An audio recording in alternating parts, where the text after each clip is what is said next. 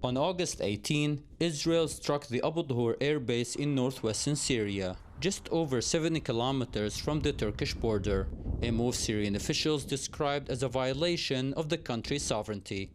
Despite growing U.S. disapproval, Israel's military actions in Syria expanded, with Israel citing national security concerns to justify its strikes.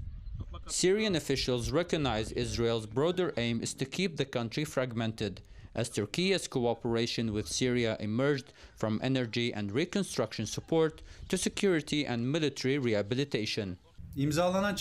Israel continues its attacks and military activities in southern Lebanon despite the framework agreement that was signed. And with its recent attacks on Syria, it is also targeting that country's territorial integrity, sovereignty and unity. We must not allow the false perception to take root that Israel's military interventions in neighboring countries are neither normal nor acceptable. And now the Syrian media has reported of US-mediated talks between Syria and Israel in Jordan, which could potentially lead to a security pact between them to prevent further escalations.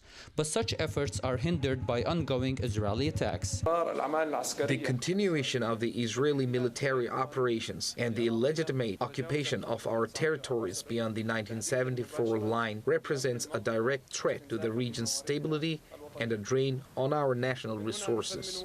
It began with Israel breaching the 1974 disengagement line following the fall of Assad. Israel then expanded its military presence across parts of Quneitra and Daraa. Strikes have since reached areas around Damascus, less than 32 kilometers from the capital, as well as key air bases, including T4 in Homs and al-Duhur in Idlib, in what analysts say is an effort to prevent Syria from rebuilding its military capabilities. During a visit to Damascus, UN Secretary General Antonio Guterres condemned Israel's continued violations of Syrian sovereignty, calling them unacceptable.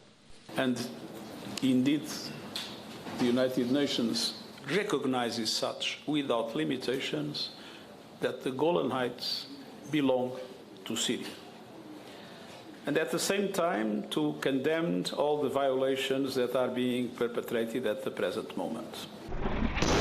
Syria's struggle to assert its sovereignty is becoming an uphill battle, with continued Israeli incursions, airstrikes and violations threatening to derail diplomatic efforts to ease tensions.